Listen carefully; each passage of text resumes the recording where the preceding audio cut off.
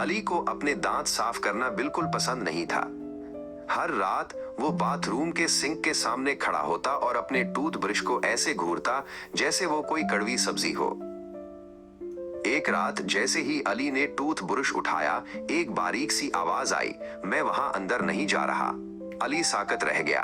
Toothbrush उसके हाथ में हिलने लगा। तुम्हारा मुंह दुनिया की सबसे खौफनाक जगह है। ये बची हुई चॉकलेट और मीठे जूस से भरा है। मैं काम नहीं करूंगा। अगली सुबह अली जब बाथरूम में दाखिल हुआ तो वो हैरान रह गया। टूथब्रश सिंक के किनारे पर खड़ा एक जोरदार तकरीर कर रहा था, एक साफ दांत एक खुश दांत होता है। वो साबुन दानी को बता रहा था। जब अली ने टूथपेस्ट उठाने की कोशिश की तो ट्यूब अचानक सीधी खड़ी हो गई। रुको, उसने गुस्से से कहा, यहाँ आने का मकसद क्या है? कोई भी जनाब बिरसल के पास मेरी इजाजत के बगैर नहीं जा सकता। अचानक आईने से एक भारी आवाज गूंजी और शीशे पर एक संजीदा चेहरा नमूदार हुआ।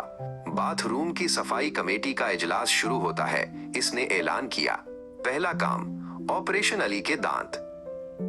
अली को एक तरकीब सूझी। वो सिर्फ टूथब्रश को पानी के नीचे करेगा और ब्रश करने का ड्रामा करेगा। लेकिन जैसे ही पानी का एक कतरा ब्रिसल्स पर गिरा, नल से जोर से पानी निकला और पूरा बाथरूम बड़े बड़े चमकदार बुलबुलों से भर गया। उसके बाद अली ने टूथपेस्ट को तौलियों के पीछे छुपाने की कोशिश की। जब वो 1 मिनट बाद वापस आया तो उसकी सांस रुक गई। आईने पर ताजा टूथपेस्ट से 2 अल्फाज लिखे थे, अभी ब्रश करो। अच्छा अच्छा, तुम जीत गए, अली हंसते हुए बोला और उसने हथियार डाल दिए। उसने जनाब बिरसल और टूथपेस्ट बॉडीगार्ड को पकड़ा। आखिरकार उसने ब्रश करना शुरू कर दिया और टूथब्रश उसे हिदायत दे रहा था, ऊपर और नीचे, छोटे दायरों में, पीछे वाले दांत मत भूलना।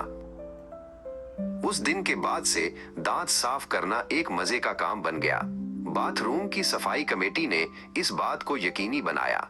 वो कीड़ों से लड़ने के बारे में मजाहिया गाने गाते और ऐसे लतीफे सुनाते कि अली का मुंह झाग से भरा होता और वो हंसता रहता। जल्द ही अली के दांत पूरे स्कूल में सबसे साफ और चमकदार थे।